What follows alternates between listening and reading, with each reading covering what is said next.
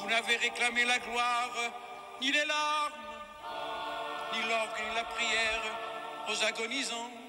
11 ans déjà que cela passe vite, 11 ans, vous étiez servis simplement de vos armes.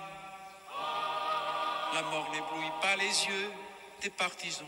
Merci d'être présent ce soir à l'occasion de la sortie du livre sur Manouchian, qui a été un travail collectif mené, je pense, par Astrid Atamian, par Claire Moradian, oui, et par Denis Pesanski, voilà, qui est un spécialiste du sujet.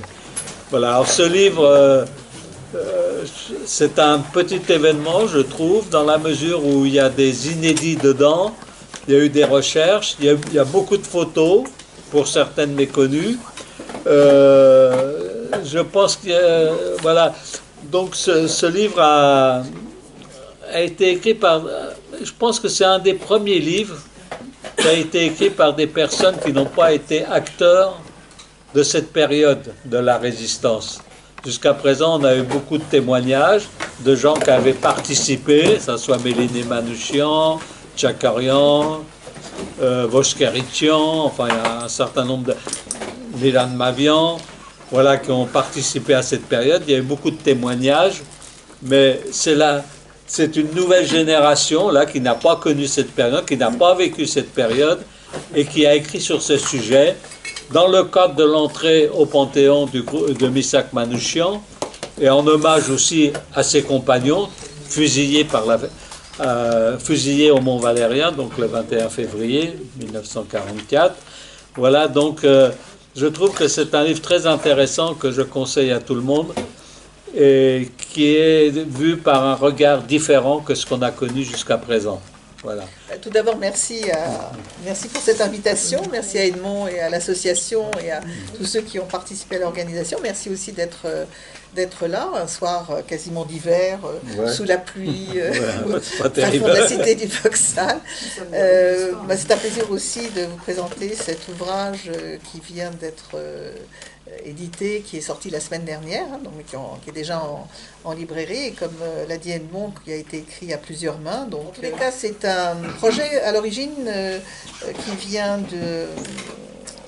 Alors, non seulement de Denis Péchanski, mais d'un groupe qui s'appelle Unité laïque, présidé par Jean-Pierre Sakoun.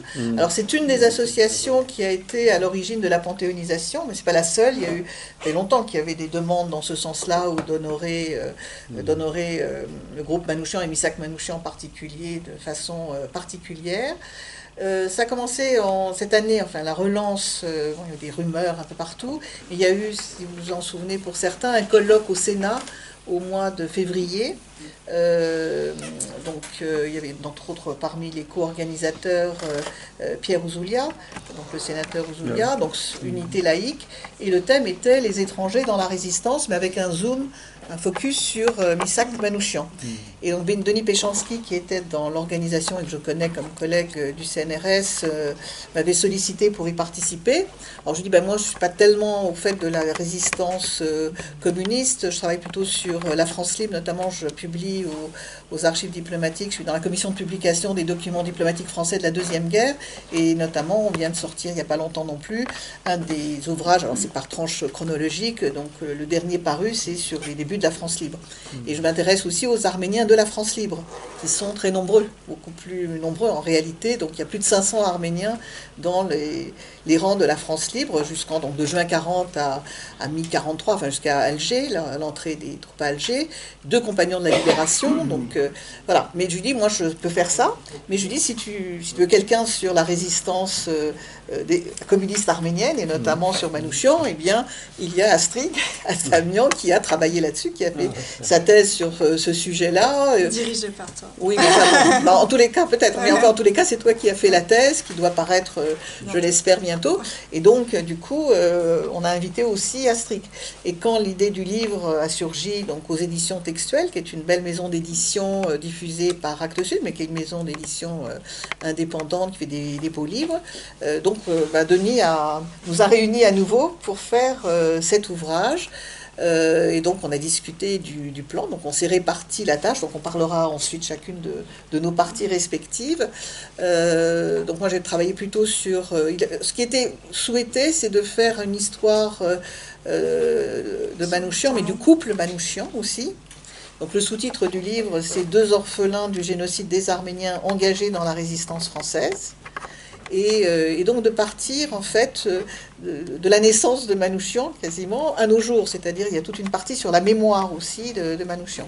Donc il y a une partie sur le passé, enfin disons l'Empire ottoman finissant au moment où Misak Manouchian vient au monde, à Diaman comme vous le savez, donc toute la période de cet Empire ottoman finissant, bien sûr la Première Guerre, le génocide, le sort des orphelins, les orphelinats du Liban, enfin de Syrie-Liban par lesquels est passé Misak et son frère, les orphelinats aussi de Grèce par lesquels est passé Méliné. Donc on a essayé de faire aussi les destins en parallèle du couple. Et puis une deuxième partie dont on a parlé Astrid, mais moi j'avais pris le relais pour l'entre-deux-guerres. Voilà, donc elle avait toute la partie aussi sur laquelle elle travaillait à partir de l'arrivée en France, donc en 1924 jusqu'à la guerre, et donc on va redétailler si vous voulez.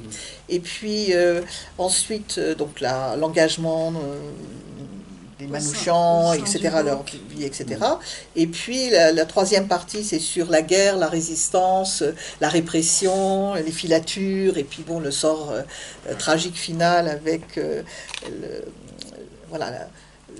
Mont Valérien et voilà, les fusillés du Mont Valérien. Et puis il y a une dernière partie, donc la troisième partie, c'est Denis Péchanski, donc, qui en est un des spécialistes en France, donc qui a travaillé sur la résistance communiste, les Juifs dans la résistance, la traque, etc. Et la dernière partie, on l'a faite ensemble, c'est sur la mémoire. Et donc les différents aspects de la mémoire en France, c'est-à-dire pas seulement chez les Arméniens, mais comment, disons, les Manouchians sont rentrés dans la mémoire collective française. Alors l'originalité du livre est donc peut-être aussi, et on va redétailler donc chacune dans nos parties respectives, c'est qu'évidemment on avait l'impression de tout connaître sur Misak Manouchian. On connaît tous, j'imagine tous, vous connaissez les mémoires de Méliné ou d'autres ouvrages qui ont paru sur la question. Il y a eu un ouvrage d'Aninx, il y a eu une BD, il y a eu d'autres ouvrages, il y a eu des documentaires. Mais en fait, quand on a commencé à travailler, on est reparti un peu à la base, c'est-à-dire qu'on a fait un peu une nouvelle recherche, notamment parce qu'il fallait trouver une iconographie. Vous savez, quand on fait un beau livre ou une exposition, et puis de ce fait, et puis des documents un peu nouveaux. Et on est reparti aux archives, et donc à la fois les archives françaises, mais les archives arméniennes, mais les archives américaines, les archives publiques, archives nationales, archives de la police, archives diplomatiques, archives municipales, départementales, enfin les archives publiques françaises, mais aussi les archives privées, de partis sur lesquels tu avais travaillé déjà, du Parti communiste, mais aussi des autres associations, mais aussi les archives d'Arménie, avec ce qu'on pouvait trouver, du Liban, puisqu'ils sont passés par le Liban. Et donc il y a eu tout un travail de recherche. Et on a retrouvé des inédits, notamment en passant par le côté arménien, c'est-à-dire que ce qu'on connaît en France, Denis avait déjà beaucoup travaillé, enfin, il n'est pas là ce soir, il était à un colloque, mais on pourra vous parler de sa partie aussi. Il est déjà venu, mais lui connaissait bien sûr parfaitement les archives françaises de la police, mais lui-même a retrouvé des inédits, et puis bon, de ce fait, effectivement, il y a à la fois une iconographie neuve, il y a quelques photos qu'on retrouve toujours, mais il y en a d'autres, et donc des choses qu'on connaît moins, pour essayer de faire un ouvrage, alors qui s'adresse à un grand public, bien sûr, mais néanmoins, à travers ce travail de recherche, on montre aussi qu'il y a encore des choses à faire. Il y a un travail d'historien. Alors, c'est pas la fin non plus, mais il y a encore des choses à dire. Voilà, et ça peut aussi stimuler de nouvelles recherches. Et donc, c'est ça qui est intéressant de voir, c'est que c'est pas une histoire complètement achevée. Voilà. Donc, je ne sais pas si tu veux rajouter sur ces... Non, mais on avait aussi la volonté d'inscrire son parcours dans l'expérience collective arménienne, et c'est pour ça que cette histoire aussi s'inscrit dans le temps long, comme tu l'as souligné, du génocide. Donc, parce que Misak est un orphelin du génocide, comme la plupart des réfugiés qui sont arrivés en France. donc voilà, et puis de l'inscrire aussi dans cette histoire du mouvement communiste arménien qui émerge dans l'entre-deux-guerres. Et c'est aussi pour ça que je suis intervenue dans cette partie sur les années 20 et sur les années 30, c'est parce que j'avais étudié sur voilà, les rouges de la communauté arménienne. Et donc Missak était, en effet, mais alors peut-être que j'en parlerai tout à l'heure quand on abordera nos parties chronologiquement, mais un membre du HAUC, un membre de la sous-section arménienne du PCF. D'accord. En fait, effectivement, comme l'a rappelé Astrig, on a voulu l'inscrire d'abord dans l'histoire française, parce que c'est une histoire française, hein, la fiche rouge, la résistance des FTP, MOI, ou de la résistance communiste en général, ou les résistances en général. Donc, c'est un des éléments de la résistance en France pendant la Deuxième Guerre, mais c'est aussi, quand on parle de l'engagement, ça ça se passe bien sûr dans les années 20, donc le PCF est créé, comme vous le savez, en 21, mais il y a tout ce qui se déroule à la fois avec le Front populaire, enfin le monde ouvrier, la crise, vraiment tout ce que on peut savoir de l'histoire de la France dans l'entre-deux-guerres, de l'histoire de la France pendant la guerre et après, puisqu'il y a la partie mémoire, mais comme l'a dit Astrid, croiser aussi cela avec une histoire arménienne en France, mais pas que, et montrer le périple de ces réfugiés. Alors, la question s'est posée, je ne sais pas, vous avez peut-être vu récemment des polémiques à ce sujet, sur fallait-il faire entrer seulement Manouchian, alors c'est au nom, voilà, ou la fiche rouge, est-ce qu'il fallait privilégier un groupe d'étrangers parmi d'autres. Alors, d'abord, dans les FTP-MOI, il n'y avait pas que des étrangers, mais dans la fiche rouge, il n'y a pas que des étrangers. D'abord, il y a des gens ou français, mais de souche, ou des naturalisés, donc qui sont français. Mais d'une certaine façon, là où ils se retrouvent aussi, c'est une histoire de réfugiés. Alors des réfugiés ayant échappé, donc bien sûr des rescapés du génocide, apatrides, ou des réfugiés politiques de l'entre-deux-guerres en France, qu'ils aient échappé au pogrom en Roumanie, en Pologne, ailleurs, aux persécutions, à la guerre d'Espagne. Donc c'est un peu une histoire aussi à travers la figure de Missak Manouchian, on évoque les autres aussi d'ailleurs, puisque le groupe est composite, mais c'est aussi emblématique un petit peu, on a voulu faire un parcours emblématique de ces réfugiés, apatrides, persécutés aussi, qui à un moment donné servent la France et d'une certaine façon essaient de rendre à la France, payer leur dette de l'accueil, alors qui n'a pas toujours été non plus fantastique, mais enfin néanmoins qui se sentent une forme de devoir. Et ça témoigne aussi des identités multiples, parce qu'ils étaient à la fois très francophiles et en même temps pour Missak et Méliné, justement, ils étaient très engagés au sein de la communauté arménienne, en particulier du coup au HAUC. Ils faisaient la promotion du retour en Arménie soviétique. Donc, en fait, à travers son parcours, on voit aussi que les identités sont un peu plus complexes que ce qu'on a tendance à penser parfois. Il était très francophile et en même temps très engagé pour sa patrie, pour l'Arménie.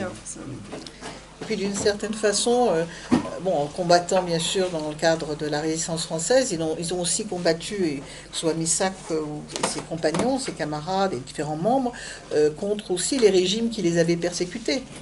Donc, que ce soit contre le régime nazi évidemment, les fascismes en Roumanie, en Pologne ou ailleurs. On a en Espagne à travers les luttes anti-franquistes. Donc il y a aussi une conjonction, une espèce de conjonction des intérêts, mais des solidarités, des engagements qui apportaient... Quelque part, ils avaient une histoire commune. Oui, il y a une part d'histoire commune. Une expérience traumatique. Alors, c'est une expérience traumatique, une expérience aussi pour certains de la clandestinité, mais en même temps, certains sont très jeunes. Et donc, c'est ça aussi qui est intéressant. Et alors après, il y a différents moments de cet engagement. Et donc voilà, l'original du livre peut-être à la différence d'autres ouvrages sur uniquement le mouvement communistes dans la résistance, ou les FTP, ou d'autres groupes. D'ailleurs, il y a eu aussi d'autres biographies sur... Oui, là, il y a une biographie de Rino Della Negra qui va sortir. Il y a eu d'autres personnages qui ont eu une biographie.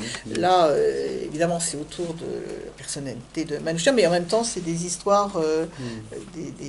C'est vrai que dans la partie de Denis, dans la troisième partie, on voit beaucoup plus le groupe apparaître, parce qu'à partir du moment où, justement, il est dans le combat armé, le récit laisse place à ses compagnons d'armes, et on voit justement les autres figures des FTP Moy qui sont justement juifs, italiens, espagnols. Moi, je trouve que c'est une histoire intéressante en dehors de l'engagement politique. C'est une histoire intéressante dans le sens où ce sont tous, la plupart des immigrés, il y avait quelques Français effectivement, c'était pratiquement tous des immigrés issus de pays où ils avaient connu la dictature, le fascisme pour certains, et qui se retrouvent ici dans leur patrie d'adoption et qui s'engagent et qui meurent pour cette patrie. Et ça, il y a un symbole là qui est formidable quoi, pour l'être humain. Enfin, pour moi, c'est des exemples. Il n'y a pas d'équivalent, quoi. Voilà. Alors, il y avait quand même déjà des phénomènes un peu similaires pendant la Première Guerre. Il y a eu des engagés volontaires étrangers dans dans la Légion étrangère déjà, dans lesquels on retrouve des opposants allemands, tchèques, polonais, etc. Donc c'est pas totalement nouveau dans l'histoire de la France. Donc il y a aussi, comme vous savez, j'imagine tous, beaucoup de volontaires arméniens, donc soit des étudiants qui étaient déjà en France, soit des gens qui viennent des États-Unis ou d'Amérique latine où ils avaient déjà émigré précédemment et qui viennent se mettre au service. Avant, je ne parle même pas de la Légion d'Orient avec les rescapés ou de la Légion arménienne de Moussadar ou autres, ou des volontaires sur le front du Caucase, du côté de l'Entente. Mais là, c'est vrai que c'est un peu un autre contexte, puisque c'est des gens qui sont en même temps... Dans la clandestinité. Voilà, mais qui sont intégrés, plus ou moins intégrés en France, qui découvrent aussi en France souvent, qui sont prolétarisés, qui découvrent le monde ouvrier, et les péripéties de la France de l'entre-deux-guerres, que tu évoques, à la fois la crise de 29, les difficultés. En même temps, il y a aussi des xénophobies, la xénophobie classique, l'égard des étrangers qui viennent voler notre pain, ou d'une façon, ces gens qu'on n'arrive pas à bien cerner. Et puis, il y a les différents contextes. Alors, on a essayé aussi d'évoquer ces contextes à la fois à partir de la fin de l'Empire ottoman, le contexte ottoman aussi dans lequel d'où viennent les Arméniens, pratiquement même monter des massacres hamidiens, les successions de massacres, et puis le massacre d'Adana. En fait, par exemple, Misak Manouchian naît en 1906 ou 7, mais c'est une décennie après les massacres du sultan Abdulhamid, mais Abdulhamid est encore au pouvoir et il y a encore des péripéties de massacres. Et puis en 1909, il y a les massacres d'Adana avec la révolution jeune turque. Donc il naît lui-même dans une période compliquée, où les Arméniens ont déjà été persécutés avant, bien sûr, les différentes phases du génocide. Donc là aussi, il y a une histoire de persécution ancienne. Peut-être pas de la même nature que ceux qui arrivent de Pologne ou d'Espagne dans les années 20 ou 30, mais il y a cette histoire-là. Tu évoquais la francophilie, alors on voit par exemple dans les orphelinats où ils arrivent, donc à Djebel, Aintab, Djebel, puis Djounié, à travers les mémoires de l'un de leurs professeurs qu'on a retrouvé, on voit qu'ils c'est des lecteurs passionnés, ils lisent de la littérature française, ils apprennent le français de toute manière déjà avant d'arriver. On voit aussi que la France va chercher ses ouvriers, sa main-d'œuvre dont elle manque dans ces orphelinats ou dans les camps de réfugiés. On a retrouvé, alors ça c'est aussi on a oublié de mentionner notre éditrice, Marianne Théry, mais notre David Lestringant, qui était le coordinateur d'édition et qui nous a beaucoup aidé aussi pour la recherche, qui lui-même a trouvé des choses, qui a contacté, et il a retrouvé pratiquement à la fin le registre dans les archives municipales de la Seine, le registre des chantiers navals de la Seine. On sait que Misak Manouchian et son frère ont été embauchés. Et on voit qu'il arrive en septembre 24, et 3 jours après, il commence déjà à travailler. Vous voyez, donc, voilà, l'archive vous montre ça. C'est pas simplement un document qu'on a montré, mais on voit tout de suite, enfin, ils viennent pour travailler. Ils viennent pour travailler. C'est aussi d'ailleurs ce qu'on oublie souvent, c'est que les rescapés du génocide ne viennent pas accueillis pour la France, voilà, spontanément. Ils sont à la fois réfugiés, mais c'est de la main-d'œuvre. C'est une main-d'œuvre qu'on va chercher avec des contrats, etc. Et là, on en a une preuve intéressante. Puis bon, eux montent à Paris, alors là, il y a d'autres histoires aussi, mais ça, c'était des nouveautés. On a retrouvé aussi, par exemple, grâce à David, alors je l'avais mis un peu sur la piste, mais quand il est allé au Liban, il a été retrouvé des archives à Agazian, notamment sur les orphelinats de Djebail ou de Djouniyeh. On a retrouvé le registre de l'orphelinat de Djouniyeh, alors ça, je le savais, je l'avais déjà vu, qui est aux Archives nationales d'Arménie. Donc, avec leur nom, le nom des deux frères. Voilà, donc il y a des choses comme ça qui sont apparues. On voit les dates d'arrivée de la même façon pour Méliné, par exemple les archives de Tobruk-Sassel, où on voit son inscription, la durée de sa scolarité. Dans les archives du Nearest Relief, on a retrouvé aussi des photographies des orphelinats par lesquels elle est passée, ou Missak. Donc c'est à la fois des éléments connus, et sur ces périodes-là, des choses qui éclairent aussi plus globalement le destin des Arméniens, qui peut permettre aussi à des personnes qui souhaitent refaire d'autres enquêtes généalogiques. Alors il y a aussi toute la question, tu peux en parler, des dossiers de naturalisation. Oui, alors ça, c'est sûr que c'était le scoop de l'écriture, c'est que Missak a fait une demande, deux demandes de naturalisation. La première en août 1933, et la deuxième alors qu'il est au front en Bretagne en janvier 1940. Évidemment, des demandes qui n'ont pas abouti. Mais ça, on l'ignorait, parce que c'est vrai que, comme tu le disais tout à l'heure, Claire, on se basait tout le temps sur les mémoires de Méliné quand on avait envie de se plonger dans l'histoire de Missak. Et c'était pas du tout un épisode qu'elle avait évoqué, parce qu'elle-même se fondait sur ce que lui avait raconté. Et il avait sans doute pas mentionné... Ils se sont rencontrés après. Ils se sont rencontrés après. Et ils se sont rencontrés fin 1934. Et... pardon ? Non, oui. Oui. Et donc, en fait, c'est assez intéressant, cette demande de naturalisation, parce qu'en même temps... parce qu'on sent qu'il a envie de rester en France, alors même qu'au sein du WOC, il s'engage justement pour le retour d'un certain nombre d'Arméniens. Donc c'est assez intéressant justement comme d'observer cette position. Alors pour la mise en contexte, parce que ça aussi c'est intéressant. Alors, by the way, si vous intéressez, ou si vous n'avez pas déjà regardé, si vous avez des ancêtres naturalisés, vous pouvez tout à fait retrouver leur dossier de naturalisation. C'est intéressant, dedans il y a la demande, les motivations, il y a les réponses de l'administration, ou les avis de l'administration, plus ou moins. Peut faire un bon soldat. On peut faire un bon soldat ou pas un bon soldat aussi, ça, ou les remarques, etc. Bon, c'est aux AN, donc si vous avez les décrets de naturalisation, vous allez aux archives nationales et... Bon, il faut faire un extrait parce que c'est classé chronologiquement. Donc, dans les mêmes dossiers, vous avez beaucoup de personnes. Donc, il faut trouver un extrait pour donner votre dossier à vous. Donc, il y a plein. À l'OFPRA aussi, on a regardé les dossiers à l'OFPRA, donc comité l'organisme qui s'occupe des réfugiés apatrides, qui a regroupé les archives des différents comités de réfugiés, dont les réfugiés arméniens. Et on a trouvé plein de choses sur Méliné quand elle a voulu revenir. En 1964. Voilà aussi.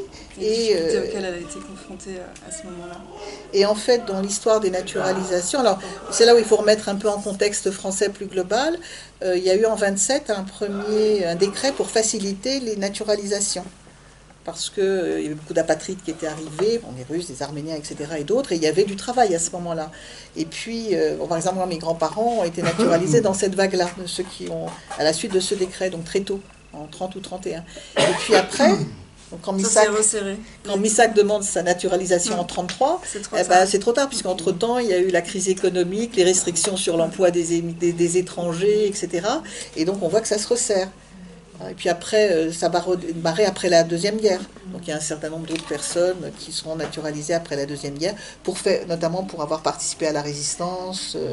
Ou pas. Donc, Oui, il y a une vague en 47. voilà, il y a une vague en 47, 47, 48. Donc là aussi, ça donne à la fois à voir l'histoire des Arméniens, bien sûr, des autres étrangers, et puis de la France et de ces... voilà, des péripéties de l'histoire de France. Bon, c'est comme ça qu'on l'a abordé, disons, on a voulu l'aborder dans notre ouvrage pour pas faire... alors, ce n'est pas qu'une histoire arméno-arménienne de toute manière. Non. Voilà. Et par ailleurs, alors pour la partie des deux, je sais pas, tu as parlé d'autres archives que tu avais découvert déjà, du parti et autres aussi. Oui, alors moi, du coup, ça m'a permis aussi d'inscrire l'engagement de Missak au sein de l'histoire de la sous-section arménienne du PCF que j'avais étudiée justement pendant ma thèse et l'histoire du HAUC. Parce qu'en fait, là même en 1924, le PCF, qui est un tout jeune parti, se dote de groupes de langues qu'on appellera les sous-sections étrangères donc du PCF au sein de la commission de la main-d'œuvre étrangère qui va devenir la main-d'œuvre immigrée. Et donc le premier groupe arménien, il commence à fonctionner en 1924 en même temps que la branche française du HAUC est aussi créée.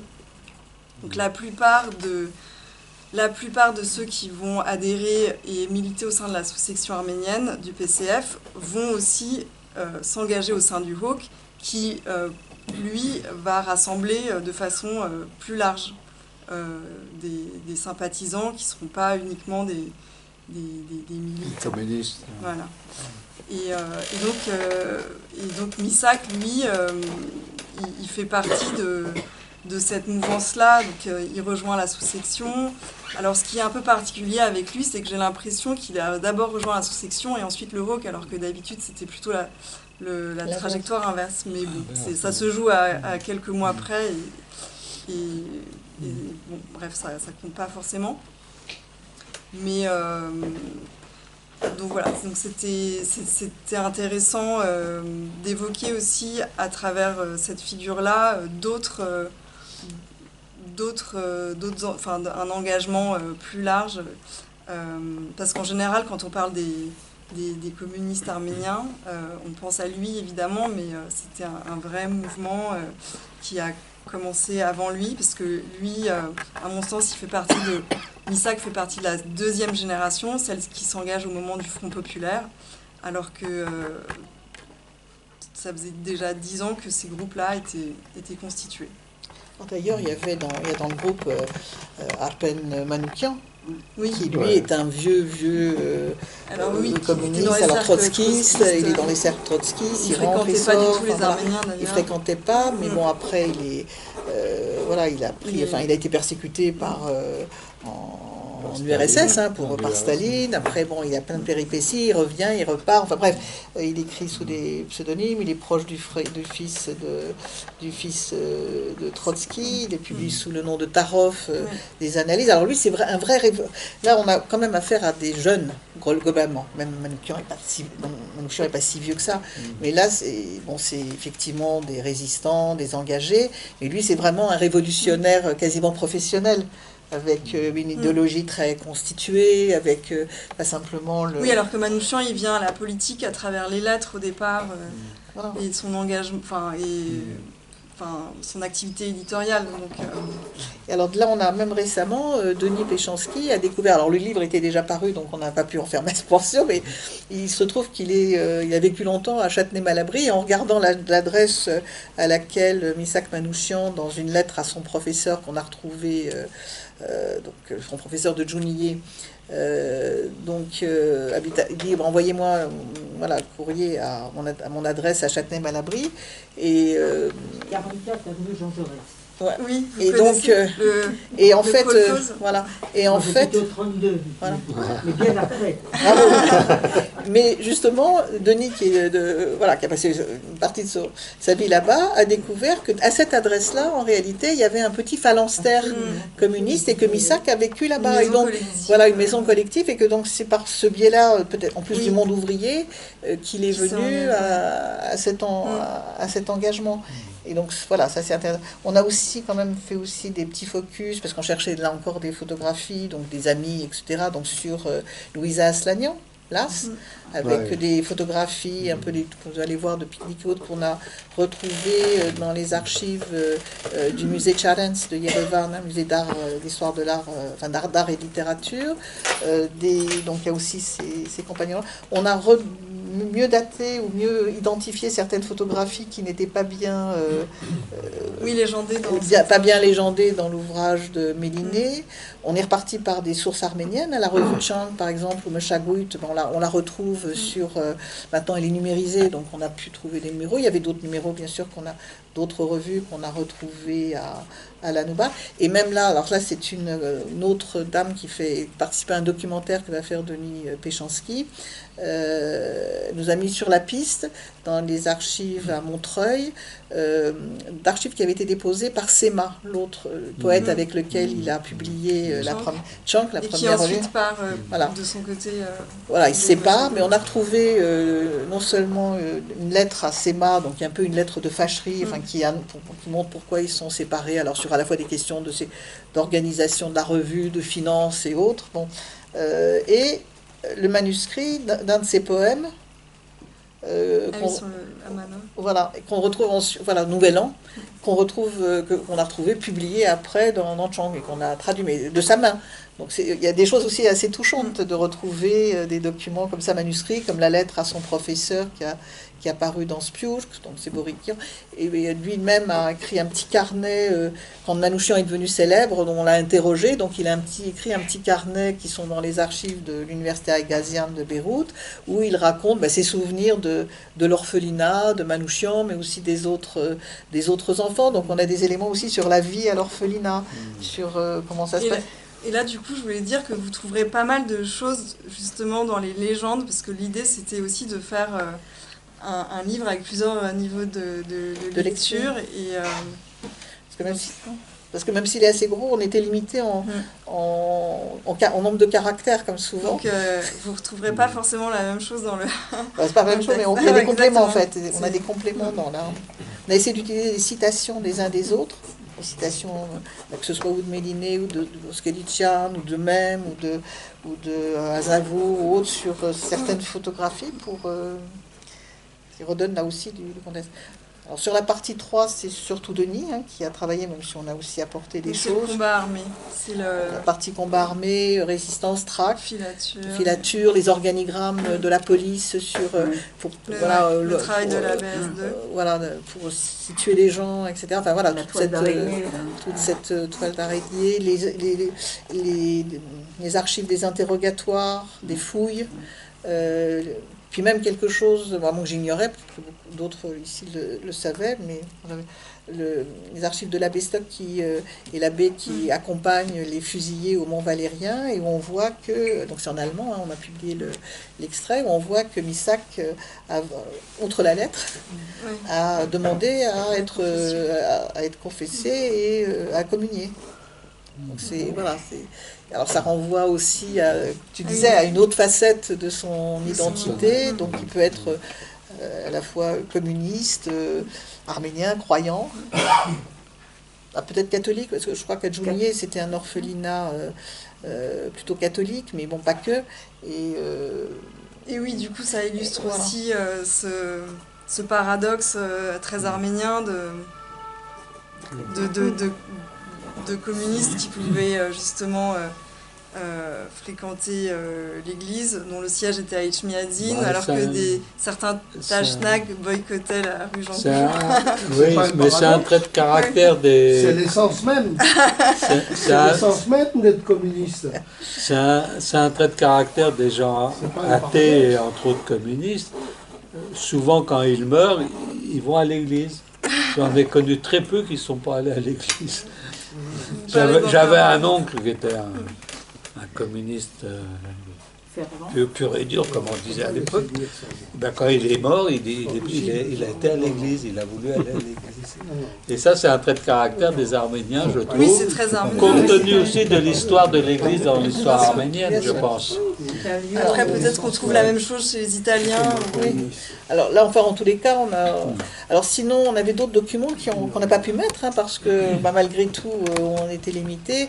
Alors j'avais retrouvé par le côté la filière des gens d'Adiaman. Alors il se trouve que mon beau-père, le père de mon mari, est aussi d'Adiaman, ma belle-mère aussi d'ailleurs, et qu'ils étaient dans le même village, et ils se sont retrouvés dans le même orphelinat. Et qu'une partie des photos, en réalité, c'est mon beau-père qui les avait données à Méliné, qui a ensuite été cambriolé, donc les originaux sont perdus corps et bien. Enfin, j'avais une petite carte postale, enfin on avait une petite carte postale envoyée par Missak et à mon beau-père, Rolen, avec un petit poème derrière, mais à partir de la filière des originaires d'Adiaman, on a retrouvé un ouvrage, vous savez, les ouvrages d'originaires compatriotiques, avec le plan de la ville.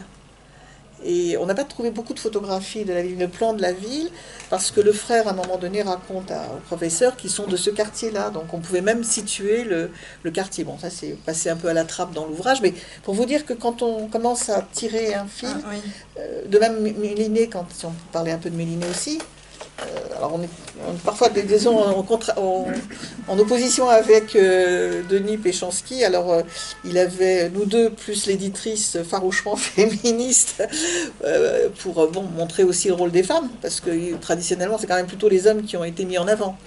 Alors il a fallu montrer que Dilan Voskelichian lui-même disait que les femmes couraient plus de risques que les hommes, parce que c'est elles qui portaient les armes.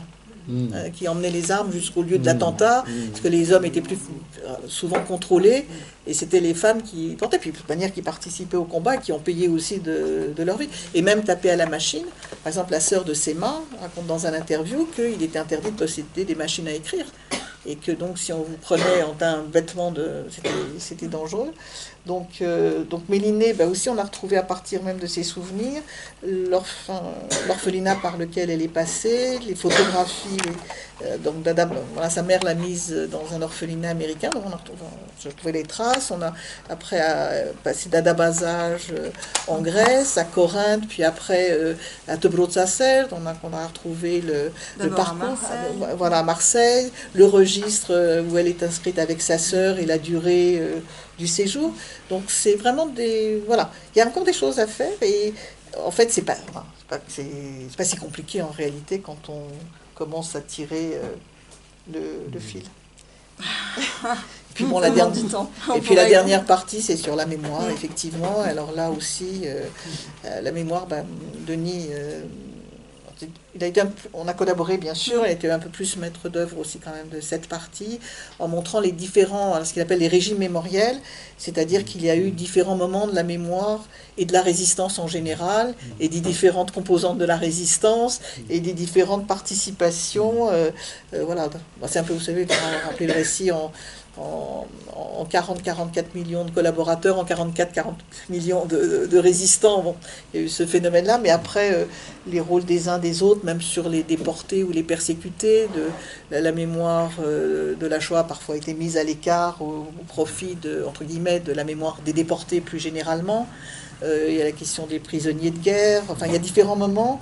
Il y a celle où on met en avant les communistes, ou d'autres où on les occulte un peu. Il y a le moment où on met en avant les étrangers, ou à d'autres moments pas. Donc, et puis le rôle aussi de l'art, de la chanson, avec le poème d'Aragon, Léo Ferré, etc., qui a joué un rôle, les documentaires, les polémiques.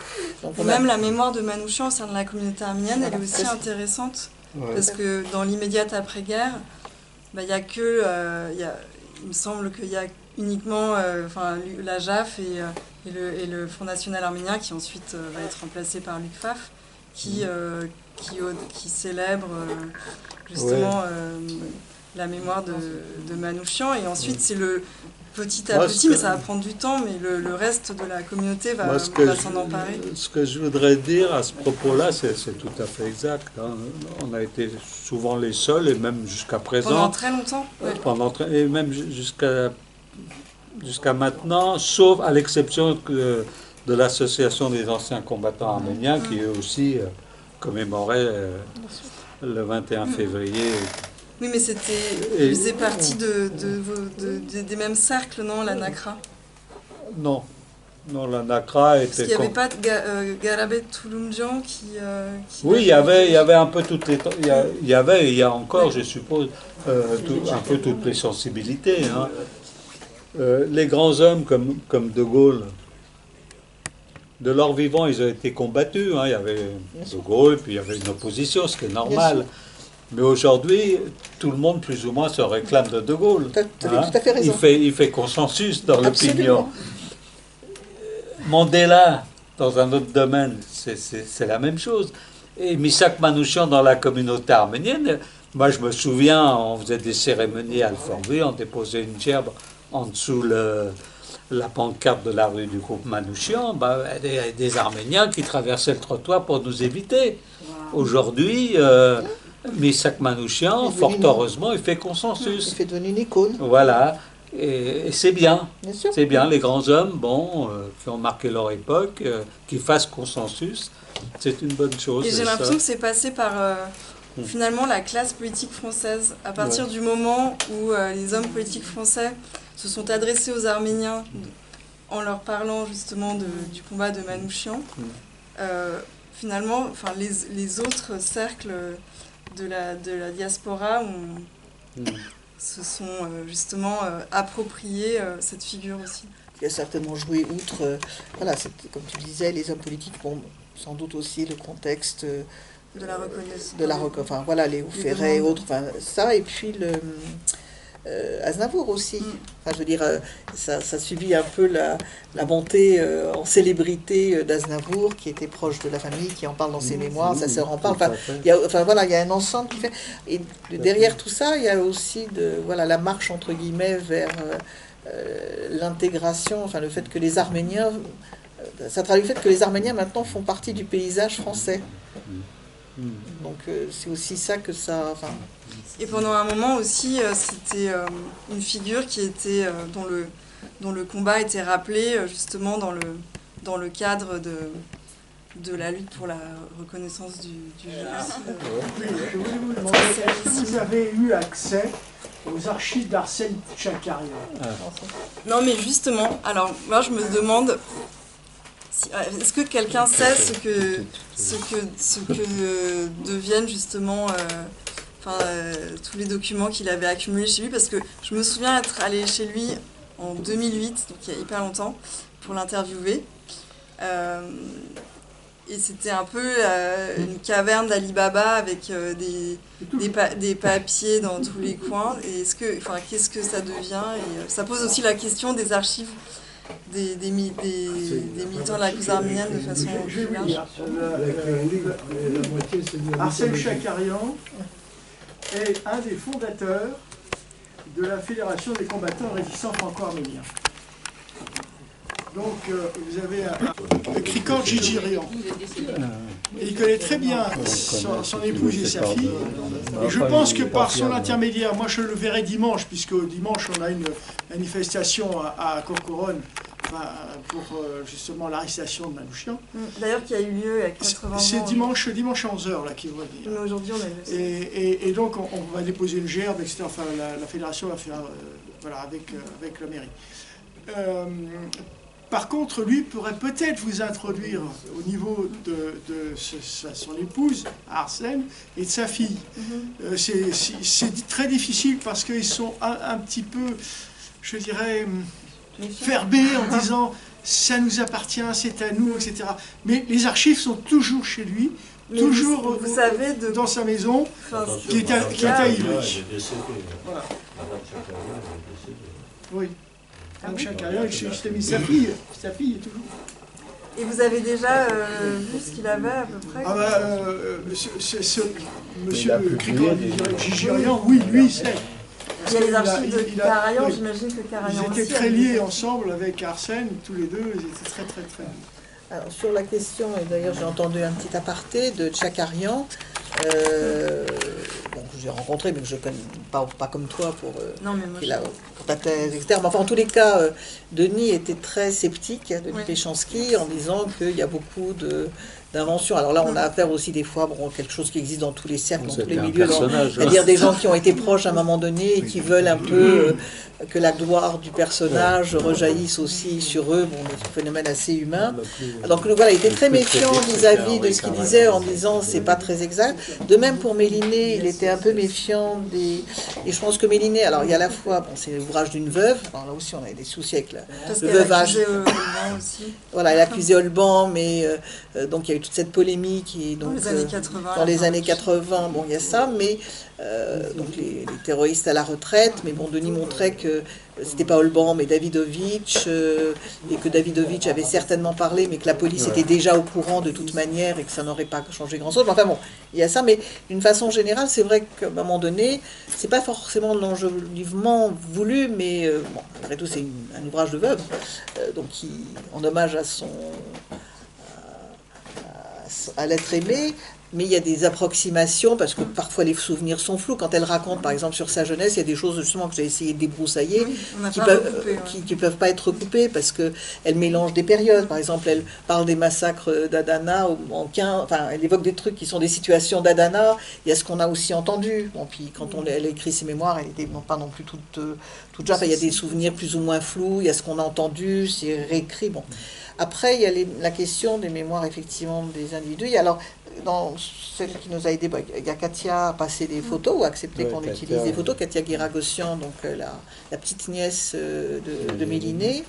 Il y a d'autres, on a utilisé les mémoires de Voskatian. Il y a d'autres personnes qui ont certainement des documents, et le problème des archives familiales, on a essayé d'en utiliser, mais c'est que des fois les héritiers n'en savent pas la valeur, donc les jettent à la poubelle, à la benne, ou des fois ils ne donnent pas accès parce que c'est un trésor. Et que, bon. Donc c'est vrai que c'est aussi des dimensions de plus en plus à préserver. C'est vrai qu'il y a une réflexion plus large à avoir à partir de ça, et puis réunir au moins, si les gens ne veulent pas les donner, ce qu'on peut comprendre, les scanner, enfin les mettre à disposition, mais dans la mesure où il n'y a pas des... On voit parfois dans les dossiers de naturalisation, moi j'ai retrouvé des choses comme ça, des histoires voilà, que la police dénonce, etc. Donc il y a des choses aussi qui sont de l'ordre de l'intimité familiale, que les gens n'ont pas forcément envie de livrer à tout le monde, mais il y a des choses à préserver, effectivement, des photographies, on n'en a pas tellement. Il y a des... Enfin, d'ailleurs, moi j'aimerais bien avoir plus de photos pour mes travaux futurs. Si quelqu'un un appel à la collecte. Mais d'une façon générale, c'est des choses à préserver. On n'a longtemps pas fait ce travail, ou de façon comme ça, pour rendre hommage à des gens comme Garbi Sartin, j'ai vu avant la création d'Aram, qui dans son petit garage ramassait tout ce qu'il pouvait et a collecté des choses assez fabuleuses aussi, où à un moment où bon, les gens où n'y prêtaient pas attention, où on ne comprenait pas la valeur. Enfin, donc il y a tout ça aussi qui...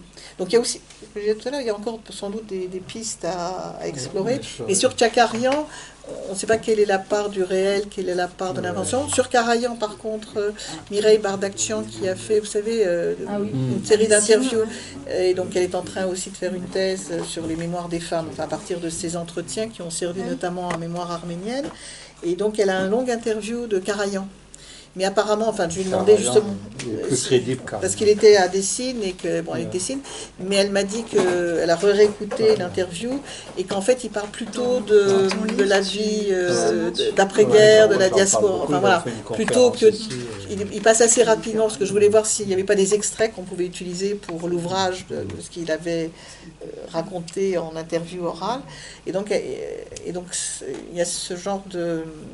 Il y a ça qui existe aussi, mais bon, c'était pas que c'était inutile, mais ça, dans l'économie du livre, on n'a pas pu le... Enfin, c'était pas central, mais...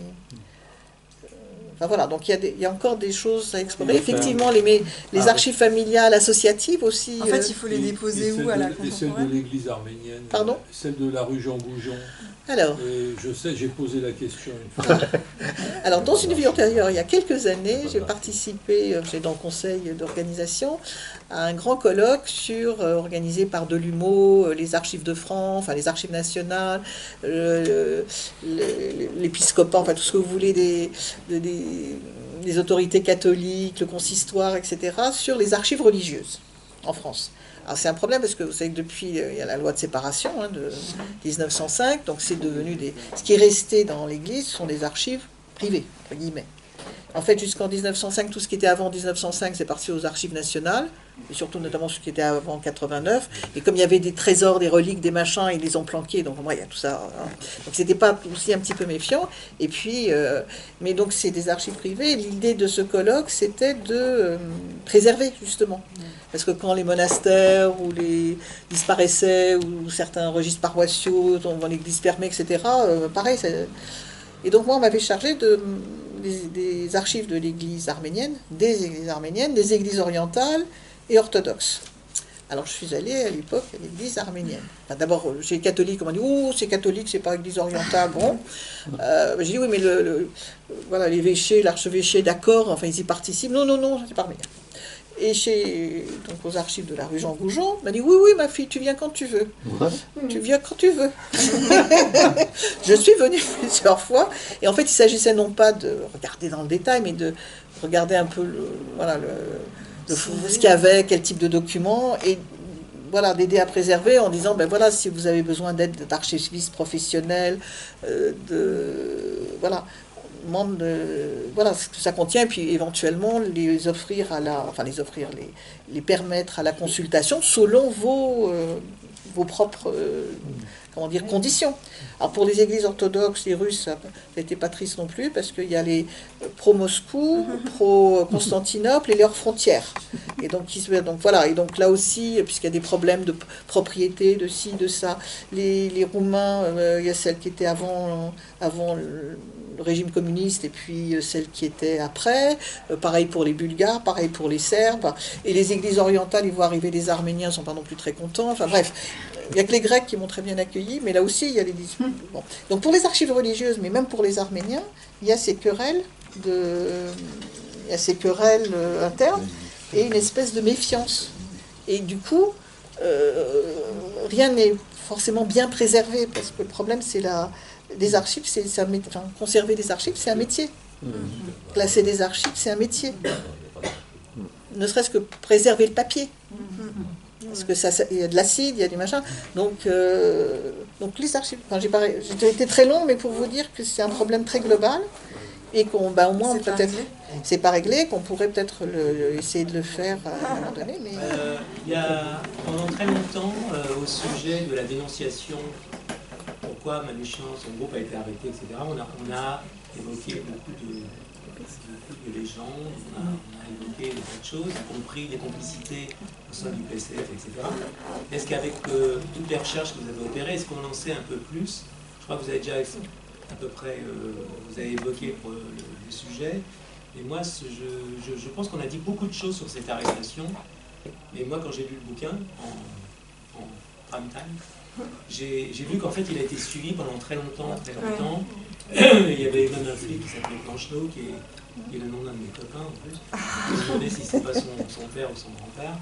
Mais en fait, il a été suivi pendant très longtemps et on a tout fait pour ne pas l'arrêter tout de suite, pour prendre le maximum de... Est-ce qu'on en sait un peu plus sur l'éventuelle complicité au sein du PCF, ou est-ce que c'est une pure légende? Dès la fin des années 80, Denis a travaillé sur le sujet justement, et il a publié ses recherches dans Le sang de l'étranger. Et il a vraiment mis en lumière le rôle des brigades de la BS2, des brigades de la préfecture. Et donc, comme le disait Claire, c'était un rapport de force qui était en leur défaveur. De toute façon, ils étaient 200 300 même, 200 ou 300 policiers sur 65 combattants. Sur 65 combattants, sur le groupe. En plus, beaucoup de jeunes. parfois des imprudences. Il y avait ceux qui avaient l'habitude de la clandestinité, d'autres qui étaient des jeunes, quoi. Enfin voilà, qui étaient plus. Il y avait les anciens d'Espagne qui avaient une certaine expérience, mais sinon c'est pas le cas de. Et ils se savaient suivis ou pas, non? Bah non. Enfin, s'ils se doutaient, je crois. Ils se doutaient. Enfin, ils avaient des plans, mais... etc. Mais à un moment donné. Puis il peut y avoir l'imprudence d'un qui rejaillit. Donc, ce que justement on montre dans le livre, alors ça c'était plutôt la partie de Denis qui a vraiment travaillé sur ces filatures, les différentes filatures. Alors, on les a pas toutes remises dans le texte parce que pareil c'était très limité, la partie. Mais il y a eu plusieurs séries de filatures comme tu viens de le dire, et des fois on laissait certains qu'on avait repérés. Tranquilles, enfin ils avaient l'ordre de ne pas les arrêter pour pouvoir en récupérer d'autres. Enfin, bon, et ils étaient déjà filés avant l'exécution de Julius César. Carayon disait que le plus terrible dans la vie quotidienne, c'était les filatures, tout au moins à la fin. Et donc il savait. Il suffit qu'un du groupe soit plus, ou à un moment donné imprudent, ou et puis il y a eu aussi des actions loupées, il y en a un qui a été blessé, enfin tout ça, ça contribue aussi à le faire repérer. Après, au sein du PCF, là on ne sait pas trop, et puis, enfin, voilà, ils ont aussi des relations avec d'autres membres que le groupe, qui peuvent aussi avoir été imprudents. Moi, sur cette question, j'avoue que c'était pas le... En fait, ils voulaient Denis Péchanski a tenu à montrer que Boris Holban n'avait pas joué de rôle d'énonciateur. Alors ce qui a prêté à confusion, c'est qu'en fait il était le chef d'abord du groupe, puis c'est passé à Missak, et puis après c'est lui qui l'a repris. Donc l'idée qu'il y aurait pu avoir des concurrences ou des compétitions. Ce qui n'est pas forcément impossible non plus, hein, j'en sais, mais c'est pas forcément. Ils savaient tous qu'il y avait des liaisons avec le Parti communiste. Voilà, mais en tous les cas, En tous les cas, il dit que celui qui a vraiment parlé, c'est Davidovitch. Il a beaucoup parlé, mais déjà le groupe était repéré, donc il a redonné quelques détails, mais ça n'a pas été déterminant nécessairement dans D'ailleurs, il a été l'arrestation. Il a été exécuté. Il a été exécuté justement à peine sorti de prison, relâché en fait. Merci beaucoup, parce qu'on a appris vraiment, moi j'ai appris beaucoup de choses, merci beaucoup. Bon, j'ai deux questions, c'est très rapide. La première, j'ai vu que vous aussi vous avez mis la lettre de Missak Manouchian à sa femme Mélinée. Est-ce que l'original, on sait où c'est? Est-ce que où se trouve l'original? C'est Katia qui a l'original. L'original de la lettre, est-ce que vous avez... C'est Katia qui l'a. Non, je crois qu'elle était exposée au musée, je ne sais pas si elle n'est pas au musée de Champigny. Et Katia, il y a une autre lettre qu'on n'a pas exposée là. Oui, peut-être. Katia a une lettre aussi de Missak à sa grand-mère, à Armenoui, qui aussi qu'elle a lu justement au moment du colloque de février 2023. Oui, c'est ça. À sa belle-sœur, c'est ça? À la sœur de Mélinée. Et donc, il y a... les originaux, c'est Katia, l'original de la lettre de... Katia est dépositaire justement des archives de sa grand-mère. Chez elle, oui. Alors elle a déposé un certain nombre de photographies chez Roger Violet, vous savez, dans d'autres archives, mais elle a bien sûr des documents originaux familiaux. Et puis, alors Mélinée avait aussi des documents il paraît, enfin, justement, comme mon mari a essayé de retrouver les deux photographies, la photographie de l'orphelinat et la photographie où ils sont 4, dont mon beau-père est dessus, et qu'il avait donné à Mélinée au moment où elle écrivait son ouvrage. Et elle est venue en France, donc elle était revenue en France en 64. Et à un moment donné, quand on est allé la voir au début des années 70, elle a dit « Mon pauvre garçon, j'ai été cambriolée ». Et apparemment, alors là, il y a peut-être une incidence du PCF, il y aurait eu des recherches justement au moment de la polémique pour essayer de voir si elle aurait des documents qui prouvaient telle ou telle chose. Enfin, ça, c'est des suppositions. Mais en tous les cas, la famille avait effectivement des documents. Et deuxièmement, est-ce que vous savez dans combien de villes de France où le nom de Manouchian ou groupe Manouchian est honoré? Est-ce que vous avez une idée? On n'a pas recensé, on mais ça a commencé dans les années 50. Oui, on a fait un peu quelques listes. Je crois que mais on n'a pas recensé systématiquement. C'est vrai que ça s'est multiplié ces dernières années, mais au début, Alors la première, je crois que ça a été... il y a une première rue. C'est Arnouville, voilà. Voilà. Après, ça a Ah oui, été c'est Paris, 45. je crois. 45. Voilà, et puis il y a eu des bus. Alors, on voulait en mettre quelques-uns. Je voulais même mettre dans les gravures le timbre qui a été édité en Arménie, que je trouvais assez joli. Bon, après, on a été limité par la place, par aussi l'éditrice. Alors, et aussi le parti pris, enfin, l'éditrice voulait plutôt tirer sur la mémoire collective française que sur la mémoire arménienne, mais pas forcément, parce que beaucoup de ces bustes ont été inauguré à l'initiative de la communauté arménienne souvent. Et en venant ici, je suis tombée sur une amie interprète, qui on a déjà bossé ensemble, dans le métro. Hein. Et elle revenait d'une mission avec un groupe d'Arménie pour étudier le système pénitentiaire. Donc elle revenait de Fresnes. Et elle me dit, à Fresnes, à l'intérieur de la prison, il y a une fresque de Manouchian, ce que j'ignorais. Donc elle va m'envoyer la photo. Ils ont fait, mais ce n'était pas définitivement. En tous les cas, il y a ça. Ouais, et il y avait aussi une fresque à Méliné, qui a été d'ailleurs vandalisée. Tout à l'heure, dans l'introduction, quand vous avez parlé des archives, vous n'avez pas mentionné les archives allemandes. Alors, des archives allemandes, on n'a pas été jusque-là parce que, bon, mais il y a une partie dans les archives de la police. En fait, l'affaire a été gérée par la police française. C'est-à-dire que la police allemande prend le relais après. Voilà, prend le relais après pour le procès. On n'a pas non plus, dans les archives du procès, il n'y a pas de, par exemple, il n'y a pas de photographie directe, il y a des comptes rendus, mais il n'y a pas les minutes voilà, du procès. On n'a pas été effectivement dans les archives allemandes. On a découvert aussi un autre frère. Ça aussi, alors il y a un autre frère, Heik, et alors, un frère aîné dont la trace disparaît en 1936. Alors on s'est demandé, mais j'ai pas pu faire la recherche jusqu'au bout, s'il a pas fait partie du rapatriement de 1936 qui a été organisé par Daniel Charverdian, vieux bolchevique qui a mal fini malgré son compagnonnage ancien avec Staline. Mais donc, Alice, vous voulez dire quelque chose? Moi, je voulais poser une question sur le fait que Manouchian a été à Compiègne. Ah oui. Est-ce que vous pouvez m'expliquer dans quelles conditions? C'était au lendemain de l'opération Barbarossa, de l'attaque de l'URSS par la Wehrmacht. Il y a eu, je ne sais pas exactement combien il était dans l'armée à ce moment-là. Non, il était à Paris.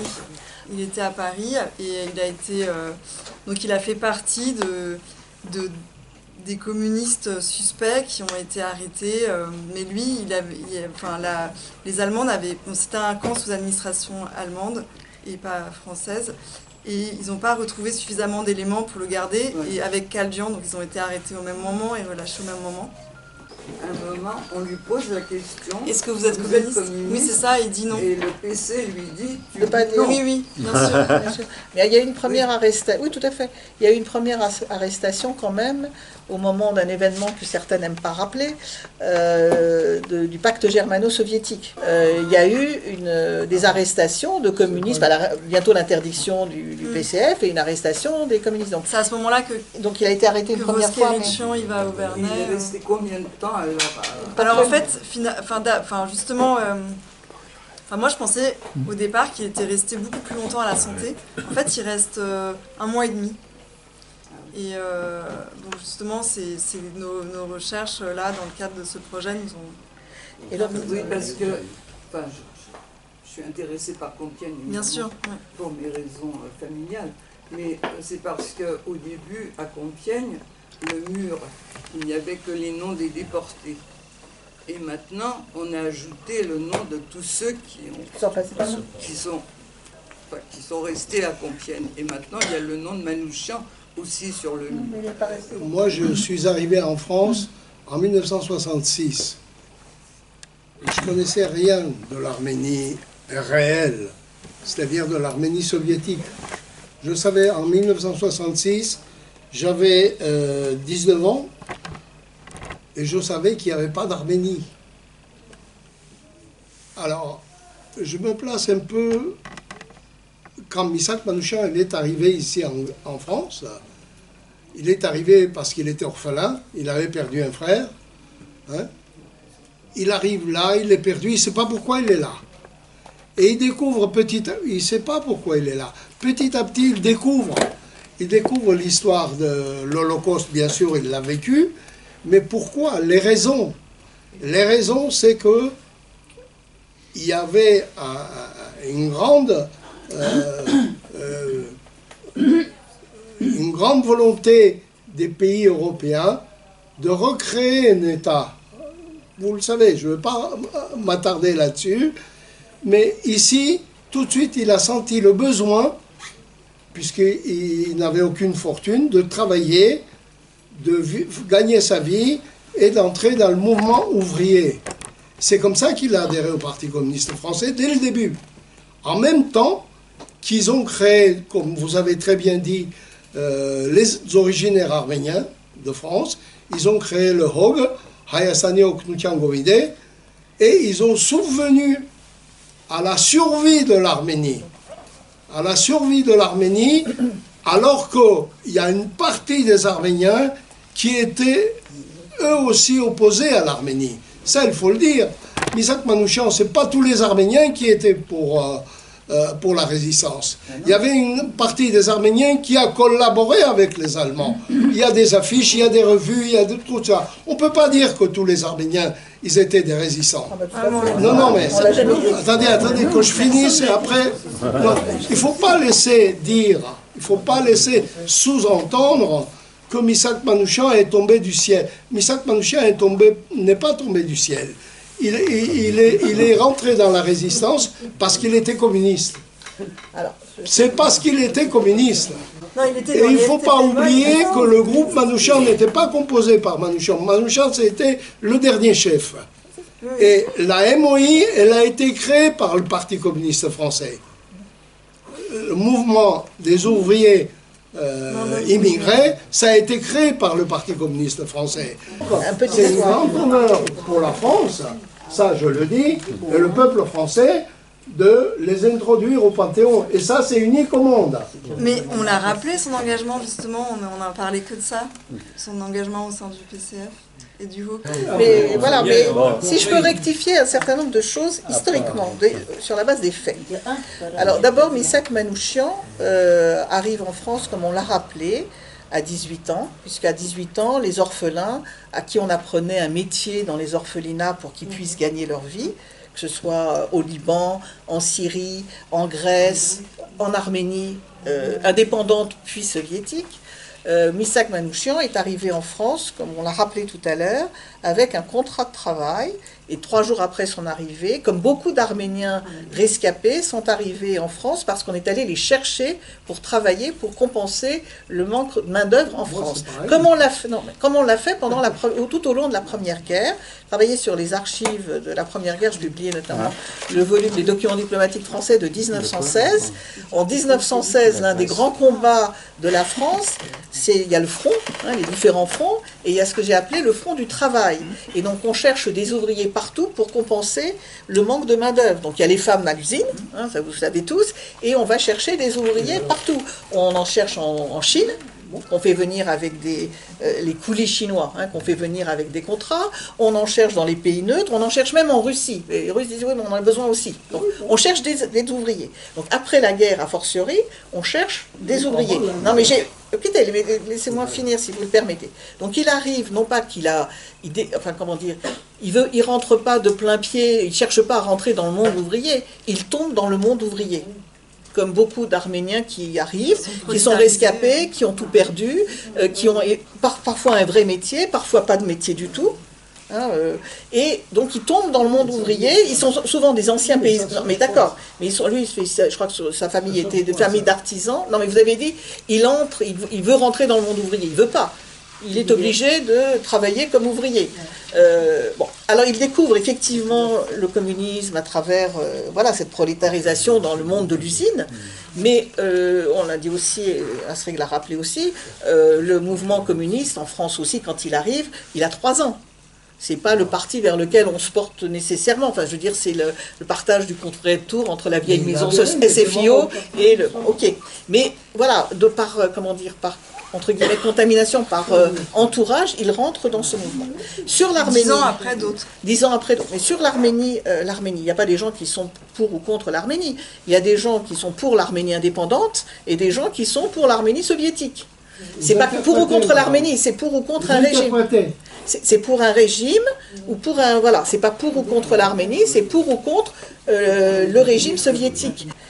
Je rappelle que d'abord, comment apparaît la première indépendance proclamée, reconnue de facto malgré tout, signataire du traité de Sèvres qui a ensuite été dénoncé par les bolcheviks alliés aux kémalistes, et la soviétisation par l'armée rouge de cette effectivement éphémère république qui a existé, qui a été aussi soviétisée en même temps que la République d'Azerbaïdjan, la République de Géorgie, la République d'Ukraine et d'autres. Hein, bon.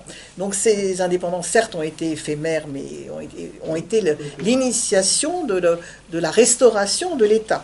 Et dans les années 60-70, au moment du dégel, même l'historiographie soviétique disait que la base de la future Arménie soviétique, ça a été cette restauration de l'État. Bon. Le HOC a été créé non pas en France, le HOC a été créé en Arménie soviétique, exactement en juin-juillet 1921. Attendez, mais le HOC à l'origine est une création, je veux dire, je parle des archives soviétiques là, je ne parle pas des archives françaises. En France, c'était qui? Donc en France, en Arménie soviétique, ça a été créé en juin-juillet 1921 pour contrer le HOM, le High Oknutian Miutyun d'obédience, qui était la Croix-Rouge arménienne, devenue ici en France la Croix-Bleue, d'obédience plutôt d'Achak, mais au début elle n'était pas très, très politisée. C'est devenu de fait après, plutôt dans la mouvance d'Achak, mais au début c'était la Croix-Rouge arménienne. Voilà. Et le HOG a été créé exactement en même temps que le comité d'aide aux affamés de Russie. Parce que la politique du communisme de guerre de Lénine de réquisitionner tout le ravitaillement pour l'armée rouge, etc., a réduit l'URSS, le grenier à blé, etc., dès 2021, à la famine. Et donc il y avait tous ces orphelins, etc. C'est pas moi qui le dis, c'est toute l'historiographie soviétique. Et donc il y avait tous les orphelins de la famine, etc. Donc on a fait, au moment de la NEP, donc Lénine a reculé, donc a instauré la NEP, en avril 1921, la nouvelle politique économique, en redonnant un peu de mou aux paysans pour qu'ils continuent de produire, arrêter de réquisitionner. Donc là, ce comité d'aide aux affamés de Russie, présidé par Gorky, a fait une collecte dans tout le monde entier pour dire, bon, vous aimez peut-être pas le régime, vous n'avez pas laissé crever les gens de faim. Donc au même moment, on crée le High Oknutian Comité, en Arménie soviétique, avec à sa tête Ovan Nestoumanian, donc l'équivalent de Gorky pour les Russes. Un grand écrivain. Bien sûr, grand écrivain, mais je vous dis l'équivalent de Gorky pour les Russes, donc pas encarté bolchevique, mais qui fait la collecte, enfin la tournée, la tournée de toutes les communautés arméniennes en diaspora qui sont constituées pour aider l'Arménie. C'est pour contrer le Rhum et pour aider financièrement l'Arménie. Comme aujourd'hui, il y a le Fonds arménien de France. C'est exactement l'équivalent. Alors, donc ça a été créé à ce moment-là, et ces comités ou équivalents se créent dans toutes les communes, dans différentes communautés de la diaspora. Mais il y a une branche en France qui est plus active qu'ailleurs, qui n'est pas créée par Manouchian. Manouchian, il arrive en 24. Bon, en tous les cas, ce HOG est créé et arrive dans toutes les communautés. Pourquoi ça marche mieux en France qu'ailleurs ? Et sans doute ça marche mieux en France, évidemment, qu'aux États-Unis, parce qu'en France, à ce moment-là, il y a un mouvement de gauche, il y a des socialistes, et il y a un mouvement communiste puissant, donc le HOC se développe sur un terreau, disons, propice. Parce que les autorités françaises, ils ne voient pas forcément d'un bon œil ce qui vient du RSS, mais en même temps, il y a les communistes qui prennent du poids, il y a la CGT, il y a un contexte favorable.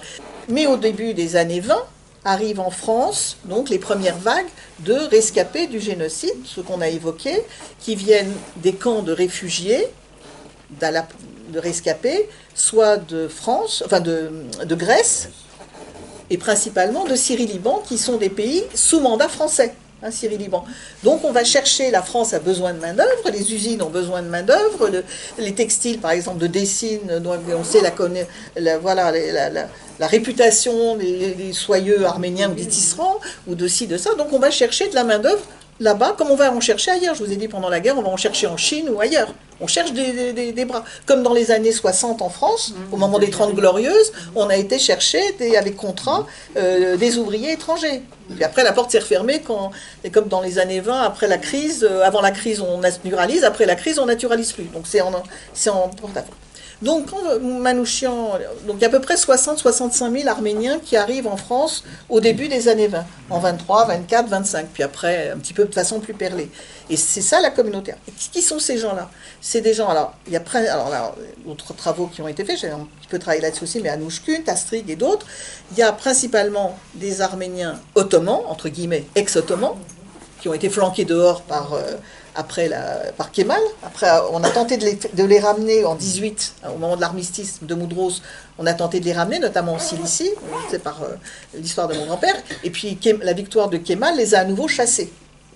Hein, et avec le fameux passeport retour interdit. Nationalité turque, voilà, mais on les a... d'origine arménienne. Oui, voilà.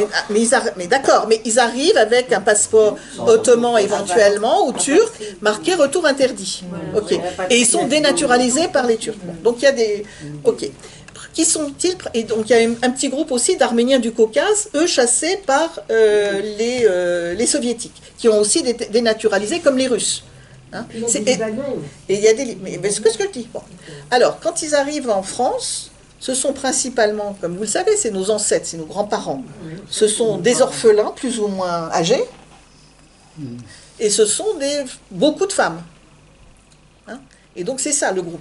Et donc, ce n'est pas des gens, ceux qui arrivent de l'Empire ottoman. Il y a quelques intellectuels, mais ils ont été les premiers raflés, les premiers exécutés. Il y a quelques religieux, mais ils ont été les premiers exécutés. Donc c'est principalement des pauvres gens. C'est qui n'ont pas forcément beaucoup de conscience politique, qui ne sont pas forcément encartés. Alors, il y a l'héritage des anciens partis historiques. Le parti Armenagan, pas très nombreux, le parti Dashnak, le parti Unchak, que vous le vouliez ou non, jusqu'aux années 20, le parti Dashnak était hégémonique, c'est-à-dire c'est le parti le plus important. Les communistes n'existaient pas, il n'y a pas de parti communiste. Ça naît en 1921. Le parti Unchak, mais ils n'étaient pas très nombreux.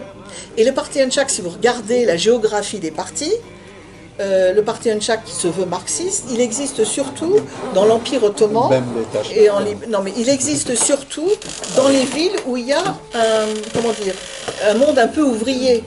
Donc il existe dans les ports, il existe dans Adana, dans les zones où il y a un petit peu d'activité. Bon.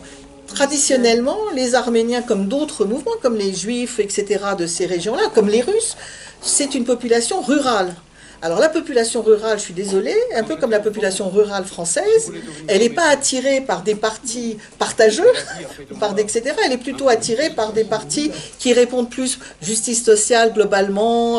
C'est des petits volonté d'être des petits propriétaires. Donc c'est un peu l'équivalent, si vous voulez, en France, des radicaux socialistes ou des socialistes. Comme en Russie, le parti SR était beaucoup plus important que le parti bolchevique. Le parti bolchevique, il faut déjà des écubrations, des machins, ils font un monde ouvrier. En Arménie, il n'y a pas de monde ouvrier à l'époque. Au Yergil, il n'y a pas de monde ouvrier, il n'y a pas d'usine. Donc c'est principalement une population rurale qui est plutôt attirée par un truc très simpliste de justice sociale contre les usuriers, etc. Ceci dit, c'est un parti socialiste aussi, puisqu'il fait partie de la Deuxième Internationale. C'est le premier parti de l'Empire ottoman qui rentre dans la Deuxième Internationale. Alors, c'est un grand titre de gloire. Bon. Le chant d'Ashnak, c'est ouvriers, paysans, etc. Unissez-vous contre la tyrannie, contre l'usure. C'est quasiment l'international. Bon, ça, il ne faut pas l'oublier non plus complètement. Donc, mais ceux qui arrivent, ils sont un peu l'héritier de ce parti-là, globalement. Il y a un peu de Hunchak, et après, la conscience, si vous voulez, communiste au sens propre, comme vous l'évoquez, se fait en France, dans les usines françaises. Mais c'est nouveau pour eux. Même en Arménie, avant 17, vous savez combien il y a de bolcheviks? Il y a 100 bolcheviks arméniens, avant 17. Chaoumian, c'était... Oui, mais je vous dis Chaoumian, mais il y en a 100. Il y en a 100. Après 17, et surtout après 21, il y en a 6000. Et le parti bolchevique est obligé de faire des filtres et de virer tous les bolcheviks du lendemain après la victoire.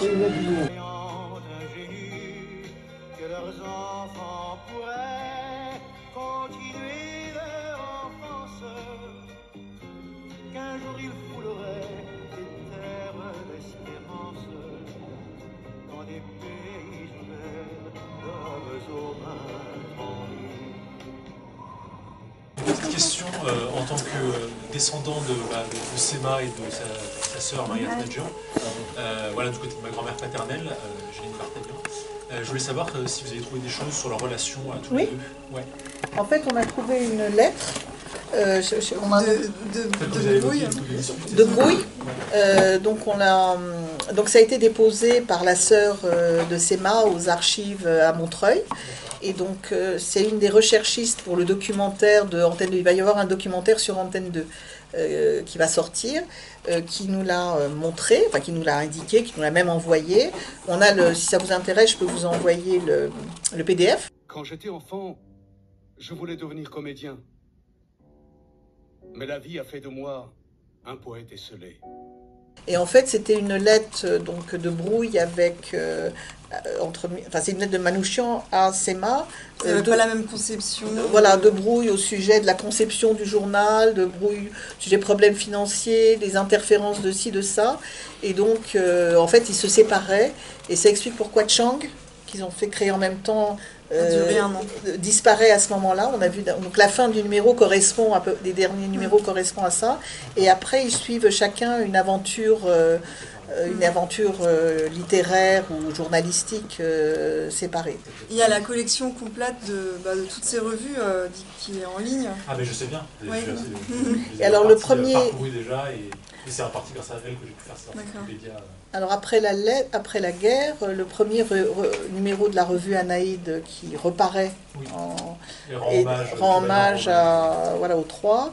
Et sinon, le Louisa, alors on l'a évoqué un petit peu, donc notamment, alors c'est à partir d'un article qui était paru dans Ovenk, sur l'As, sur Louisa Aslanian, qu'on a retrouvé une des photographies de pique-nique, où ils sont tout le groupe ensemble, qui se trouvait au musée Charens. Donc au musée Charens, vous avez d'autres éléments sur eux et sur Sema notamment, et sur Louisa Aslanian, qui elle aussi, comme vous le savez, a connu un sort tragique puisqu'elle est morte à Ravensbrück, et les souvenirs sur elle sont rapportés par London, Miss London, et le personnage son mari c'était le personnage de l'aveu, comme Arthur London. Donc voilà, là aussi on revoit ces cercles-là. Spartaco Fontano, Jonas Geduldi,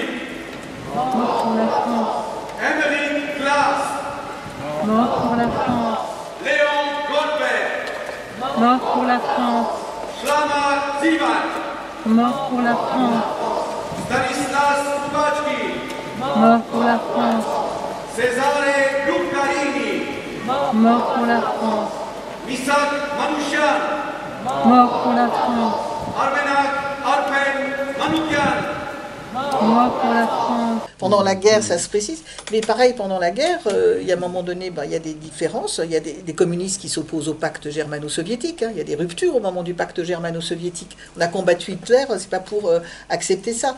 Bon, il y a après tous ceux qui essaient de...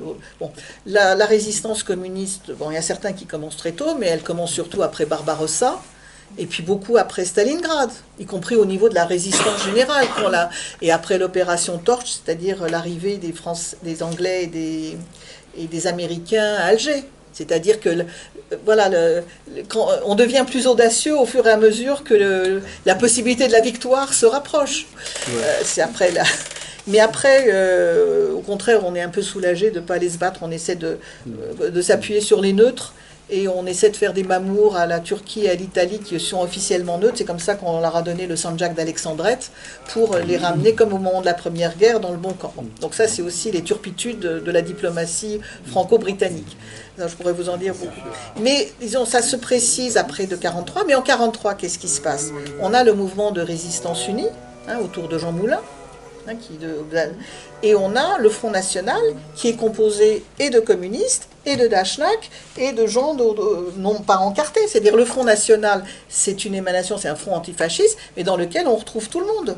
Mais ça se passe en 1943 et après Stalingrad, qui est un moment important quand même, et après cette opération, où la victoire apparaît plus probable. Parce que, et même, il y a beaucoup, et puis il y a les résistants de la dernière heure, comme on sait. Et puis il y a les faux résistants que maintenant que tout le monde est mort, ils peuvent s'accaparer des choses. Donc la question de la résistance, c'était quelque chose de très complexe. Vous ne pouvez pas dire, il n'y a que les communistes qui ont résisté, non? Sois heureuse et pense à moi souvent, toi qui vas demeurer dans la beauté des choses. Quand tout sera fini plus tard, en érivant. Un grand soleil d'hiver éclaire la colline, que la nature est belle et que le cœur me fend. La justice viendra sur nos pas triomphants, ma Mélinée, ô mon amour, mon orpheline. Et je te dis de vivre et d'avoir un enfant. Ils étaient 23 quand les fusils fleurirent, 23 qui donnaient leur cœur avant le temps, 23 étrangers et nos frères pourtant, 23 amoureux de vivre à en mourir, 23 qui criaient la France en s'abattant.